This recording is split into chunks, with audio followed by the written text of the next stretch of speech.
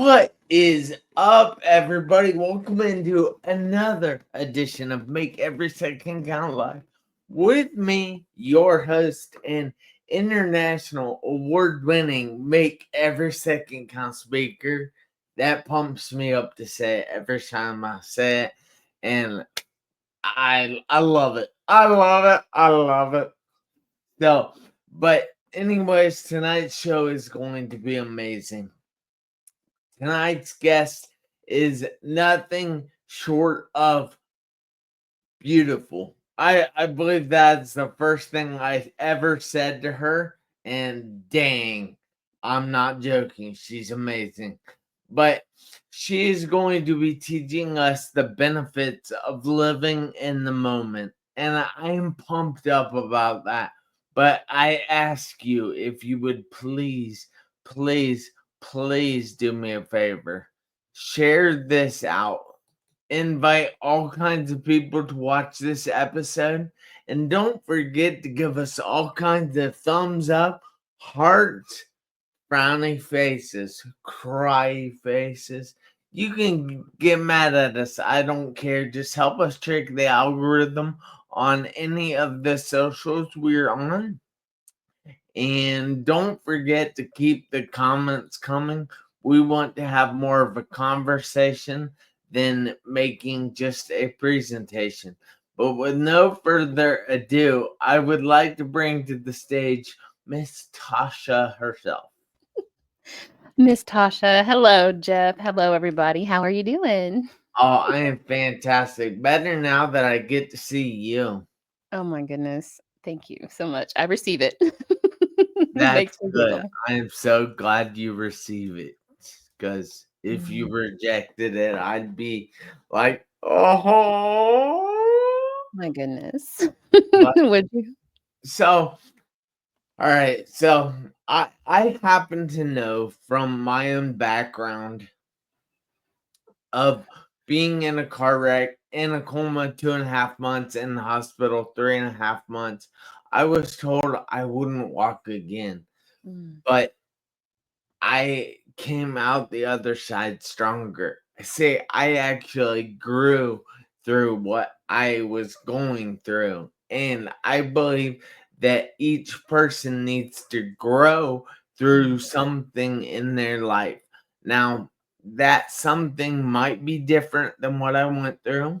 I'm not saying everybody out there is going to go through a car wreck and be told that they're not going to walk again, but a lot of people lose all their money, lose family members, lose houses, lose all kinds of things that are really difficult to get past. Things that you're going to have to grow through to get to feeling better.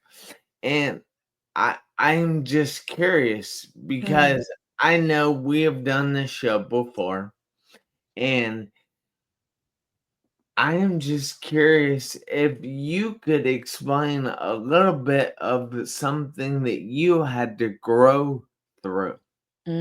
Absolutely. I love how you told me right before we went live that we were just going to have a conversation, but then as you introduced me, you said she's going to be teaching us about, Ah, which I love so much about you. I'm a natural speaker. And the way that I teach, the way that I speak, the way that I facilitate concepts is to use my story. So you will hear maybe a little bit of a teaching posture, but that's just because I come by it that's fine naturally. and dandy. All right. So to answer your question, um, my divorce, honestly, and I say that with a different kind of context to it. So my divorce was probably similar to many people's in that it was not healthy. However, it wasn't toxic. It was fine. We were surface level roommates that had 3 kids, and I will always respect him. But for me, what happened is my heart started to break open. I started to want more, need more, and understand that I was yearning for more. And in doing so, I started, I'm just going to be honest with you guys, started getting attention from men that were not my husband. And that like kind of put me in the center. And I'm a woman with strong Amazing. morals. and integrity. And I couldn't go through with anything, but I felt that disconnect. And so that was budding and budding. And then it was February, Jeff, of 2020, that I remember being with my ex-husband in a parking lot. And I was like, I don't know what's going on, but I felt like everything was going to change. And I said, I don't know what's happening, but I don't feel like I'm going to be the same person this time next year. And I had no idea that a month later, our whole city would shut down, COVID hit, and that's when I had my big break. So, Jeff, you talk about your car accident and you love to talk about the bang, right? For me, it was an internal bang. And so that's kind of was my catalytic moment. And so, to your earlier point, not everybody's going to be in a car accident or whatever their story is. But I do believe, and I'm a visionary, we can talk about that. But I believe every single human being on this earth, but especially listening to this message, will have their moment of catalyzation. And all that means is a big old trigger to wake you up to understanding a lot more about yourself, this world, and your reality. So, long story short, my divorce. Well, so I have to ask, Yeah. and not because I want to pry or anything, but how did that make you feel? Like, Mm, because when a person jumps into a marriage, it's supposed to be forever. mhm. It's supposed to be till death do us part, and yours wasn't. Yeah. How did that Mhm. make you feel? Well, can I be candid? Can I be real? Go Made me for feel it. like shit. Made me feel like shit. I'll just say that. So honestly, my ex-husband and I, our connection at the time when we did get married, we were the perfect pairing for one another. What I believe happened and what happens in so many relationships is that we got married believing forever. We didn't know what we didn't know. We didn't know the traumas that were hidden or the subconscious things in our minds and in our psyches that were feeding into some of our bad habits. And so our pairing wasn't healthy from the start. So it's interesting because I got a few visions before I actually got married. Hindsight's 2020, but I didn't know to heed them or what they could have said. So when I realized that there was the disconnect in our marriage, like I stuffed it down. So it felt like crap. It felt like I was living a lie. It felt like he loved everything about me. He rolled out the red carpet for me, but yet we weren't emotionally intimate. And I think the lack of emotional depth in that 20-year long relationship is really what it took for me to almost recognize that was my core wounding, was feeling emotionally abandoned and emotionally unfulfilled and emotionally unknown, which gets me to when I woke up and kind of what happened after that. But to answer your question, when I knew without a shadow of a doubt that I had to, me, instigate the dissolution of our marriage, not once, but twice. I divorced the same man twice. But when I realized that I was the one doing that, it was hard. It was really hard to be in that space. Yeah. Mhm. Uh, I imagine. Now we have Robert Brooker in the Hello. comments. Do you know him?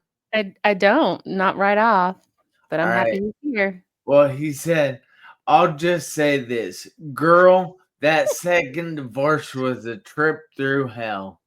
Mm, okay. That second one was liberation, but it okay, you know what? No, I he was talking about his second one. Oh, Right. He well, kinda hey. kinda freaked me out there for a minute. That's why I asked you if you knew the guy. Oh, like, was that my ex-husband? Yeah, I was like, Robert, play along, sir. I'm kidding. well, alright. But I just wanted to say that, first of all, I'm sorry for that. And I understand that it can be hard, and life gets hard for a lot of people. Right. And um they don't understand that they're stronger than they are. And a Mm, lot of people think they're weak. A lot of people think that they can't handle this because it's going to hurt really bad. Well, the thing is, you guys, including you, Tasha, have never been through anything that you didn't live through. Now, I believe you have this T-shirt, I do. I but do. I'll reiterate this. So you have been through nothing that you didn't live through. So Mm, if it doesn't kill you, it does. It makes you stronger. mm, And you might not be able to realize that in the moment because I know it's extremely difficult to see the positive in situations while you're going through them. But absolutely. it is there and Mm, it is making you stronger. You just have to mm, have faith that it is. mm, So I wanted to talk to you a little bit tonight about living in the moment. And mhm. I know you talked a little bit to me. Well, we text back and forth. I'm cool like that. So, You are cool like that. um, well, I know that you said you were deep in the throes of working Mm, on a book at the moment, mhm. and you were making every second count. Yeah. And I'm curious about that. Mhm. Mhm. About how I'm making every second count while writing the book. Yeah. It's interesting, to your point about there being a lesson in every hard experience and everything that you've been through, and as you're speaking, um, the reminder came to me of don't waste my pain. As I was going through both of my divorces, as I was going through the nervous breakdown, all the panic attacks, the divorce, every single thing that I've been through, the mantra has been do not waste my pain, and I just do the next right thing. When you're in the throes of a panic attack, and I'm talking about cluster panic attacks, when you are an enlightenment visionary, when you're an enlightenment coach, you have to go through all of these stages of consciousness in order to be able to coach others through that. So in the throes of a cluster panic attack, just do the next right thing is to me, making every second count and just finding the breath and coming back to the breath. And so now, where I'm at with writing this book, it's throwing me for a loop because I'm a gifted speaker. I know that. And I know words just kind of flow out of me. Like my voice is medicine and my words are magic. And I quit my job. We talked about that in the last show. Yeah. And I thought that I was just going to be speaking the whole time. And I was, booking shows and doing all these things. And I was on stages. And then it's almost as if I got clotheslined or like yanked off stage. And I felt like my higher self, like the Tasha, like the real me was like, no, you're going to write the story down. I'm like, oh, snap. And so as that happened, it's just like condensed down and it's like the story. As I'm going through the story, my story, the story of human evolution, of enlightenment, of coming to conscious awareness of who we actually are as divine beings, live through me and through my story, that is making me relive these experiences. And so now I've had more panic attacks this week than I've had in months because I didn't realize that my body was still holding on in some areas to some of these emotional tension points in the story. So when you want to talk about making every second count, and when we remembered we were doing this show, and I was like, oh, I know, I know what I'm going to talk about, is how do you be on one side and how do you have these conscious panic attacks? What do you do? And so later here in a moment, we'll talk about that. But how I'm making every second count is understanding that every single moment, at every single moment, I can choose my thought. And the thought that I choose to believe, my body will follow suit. I can, in the midst of a panic attack, think that I'm going crazy and my body will feed into that. Or in the midst of a Yeah. or in the midst of a panic attack, I can say, I'm okay. I'm safe. I'm recognizing that this is a thought or this is an emotion or this is a sensation that is uncomfortable. And then I do the things. And again, we can talk about that. But to your point, that's how I'm making every second count as I'm recanting stories of trauma, stories of betrayal, stories of pain, stories of true love. And then also wondering half the time if I'm dying because I'm having like test, like my chest is getting tight as I'm writing. You know what I mean? So it be like that sometimes. So that's my Wow. story. I know, right? That Mm. that's that can't be a great experience though. It's great. I'm not even lying. It is 100% great because when you allow yourself to see the darkest dark, you're prepared to see the brightest light. And that's in your story. And hindsight is always 2020. Am I right, Jeff? Yeah. You can kind of see the blessing when you look back. So it is challenging at moments, but that's the power and the weight of the responsibility that we have as leaders. That's so good. So how exactly, I gotta think how to word this, but how exactly would you say that living in the Mm, moment helps you writing this book or making every second count? yeah. The thing I love about your platform is that you bring people to the right now moment with your sayings and your whole mode, like your whole message is making every second count. As a divine being, there's no time. When you're at the soul level, time does not exist. And so when you understand that you are an energetic being in your body, and your body and your mind are the only things that really truly perceive time, the way that I kind of make every second and get myself into the present moment is understanding when I'm thinking of the past, I'm traveling in time and that's okay. And my body goes with me and that's why it has those reactions. I come back to the present. And then if I think about the future and if I dream ahead, I'm still traveling in time and I can actually manipulate my body to feel excited about something that's coming up. We know that we get excited about the future. But when we come back to the present, that is when we have the capacity to be our fullest, most divine selves. So if you want to talk about letting go of anything that isn't you, your fears, your beliefs, the lies about yourself, about other people, the narratives that you have spinning about the world around you, the drones, oh my gosh, the aliens, all these things, if you want to kind of get out of your mind and into your soul, just come back to this present moment.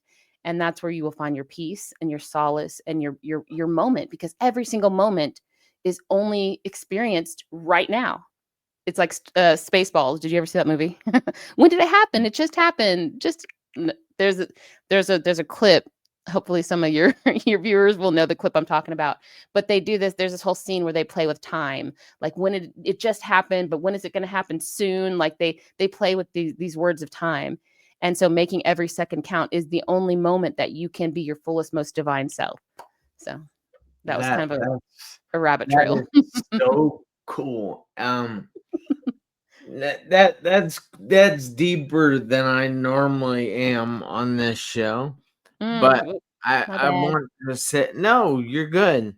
Yeah. Um, so we got Lotus Roche in the comments, whose number I also have. I'm cool like that with her too. But she says Mm, being present is the key to really living. absolutely. So And if you think about it, I love that you said that, Lotus. And hello, it's good to see you on here. Um, we only ever experience the present moment. Like yeah, that's all we ever experience. You can't experience a minute from now or a minute ago. You can time travel, but if you really want to live and be alive and be awake and aware, all you have is this right now moment. And so sometimes when you're living from your highest self, hello, we're going to talk about enlightenment today. When you live from your highest self, you act on those promptings. Some people call it says inspired living, inspired action, inspired speaking, inspired writing, whatever it is in the moment. Sometimes, most of the time, it can defy logic, and that's how it's meant to be. That's why it's magic, that's why it's love, that's why it's God, that's why it's spiritual, not religious necessarily, but it's more than just this human logic that we've got going. So yeah, living in the moment is how we really allow ourselves to embody our higher selves at all times. that's awesome. So I'm curious. Mm, What are since I like to put things in simple terms, yeah. make it simple. Well, first of all, let me point out that Robert says in the comments that he is a big fan of the depth or in depth concept and woo woo. I don't, Find me, Robert. I got you on the woo woo. jeez, I don't know about that. And then Lotus Roche says, hello, thank you both for this conversation. Absolutely. So we thank you because you are a follower of this show, but you are also a person that we call friend. So thank you very much. Now, since I like to make things easy for people, Mm-hmm. and I don't want people out there going through everything if they don't have to, I like to make it easy for them. So, what is, say, some easy ways that somebody can live in the moment? Yeah. Just how can they live in the moment? Well, honestly, awareness, but that's not simple. So awareness, intentionality. Think about what you're thinking about.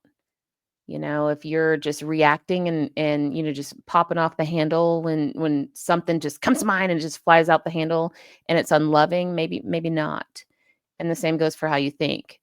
And so becoming intentional and becoming aware of what we're thinking and what we're saying requires possibly that we maybe stop talking so much. So coming back to the moment in your breath and just pause before we respond. And so that's extremely simple because what happens a lot of the times when we allow ourselves a beat before we respond, then we have a moment to really hear our higher self and the guidance that we should take in that moment. So then we're becoming responsive to the right now moment rather than reactive. When we're reactive, that's why we go down avenues to where we have conflict, where we have to learn about ourselves and be redirected to our power of self-sovereignty. So coming back to the moment, taking a beat, a pause before you respond to life, Yeah, that's and then just something I trusting ought yourself. to do more often because I have a tendency just to blurt things out and it gets me in trouble at times. Yeah. Like from stage, like shout outs to random women and whatnot. Is Yeah, that what you could be talking about? just you. Okay, okay. But yeah, it's very human though, Jeff. I mean, honestly, we're all very reactive. In fact, we were born reactive. Like that's the survival mechanism of the human being. But as we are evolving in our consciousness right now, and we can go to the stars and talk astrology if When? you'd like to When? right now. That was a few seconds ago. That wasn't Oh, now. here we go. You're funny. Well, at that point, we were evolving. Now we have evolved to this moment. Um, but where we are now is we're becoming a conscious that we don't have to be in survival anymore. We can actually choose our experiences and we don't have to learn from pain anymore. We can learn from pleasure and we can learn from passion and bliss and joy and freedom. They can also be lessons. Yeah. Wow. Hmm. Yeah. Yeah, you're opening up my consciousness.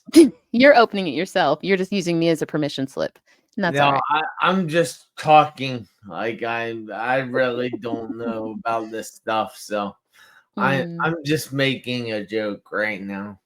But this is But also the second time you've had me on your show, so maybe you do like this kind of stuff.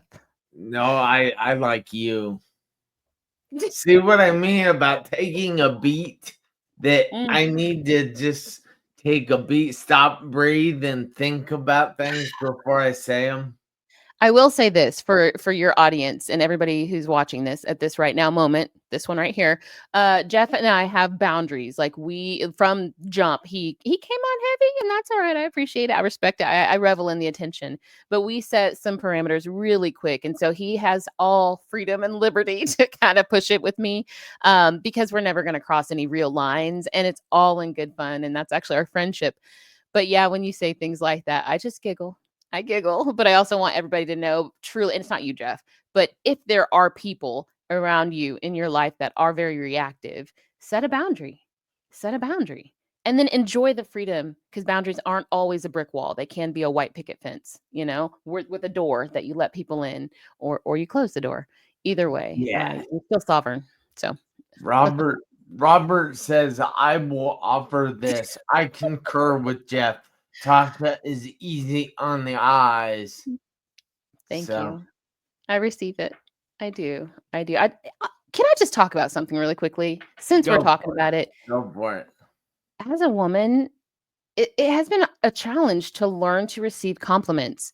And I really honestly believe it's because of how we speak to ourselves and how society has treated women. And I'm not going to go all into that, but ourselves. It has been such a challenge to learn to receive compliments from anybody, but especially men, and especially being a single woman, you know? And so, Robert, I thank you for that. And Jeff as well. I know it takes a lot for a man to compliment a woman. And a lot of times women, you know, we shot, like, we get away from those compliments. And, thank you for helping me grow in this area. I appreciate it, really. Hey, as Robert says, Tasha, it's my pleasure. Thank you. All right, so he also says Tasha feels easy on the soul too. So that's an easy compliment to take. Thank you very, very much for that, because the soul I can't control. All right, I can just now invite her we're, in. we're going to get down to some of these comments from Lotus. She Mm. says, Let's see. being present is the key to really living. We already said that one. Oh, The Power of Now. I've never read that book, but it's on my bookshelf. I wonder. What? Lotus, she just said Eckhart Tolle speaks Oh, about this in this book, The Power of Now. Religion tells us what to think and not how. We must. Yes, Lotus. I'm so glad we're aligned. Yeah. Religion tells us. So one thing about this, I'm gonna speak to this on Jeff's show since he's go quiet at the for it. moment. I Religion, I love it. I used to be a pastor. I was a pastor for 3 years in the Christian church, and I loved it. I love the relationships. I loved the worship. I loved so many things about it. But what I didn't enjoy was how we were taught certain things. We were taught how to believe. And as clergy, I was charged with teaching people how to believe, and that didn't sit well with me. And so when I got out of that, I still had to wrestle. And I felt like God was like, yeah, I'm still here. Just your mind has transcended what religion taught you. And there are many souls, in my opinion, that are younger souls that need the container of religion to understand their access to higher love.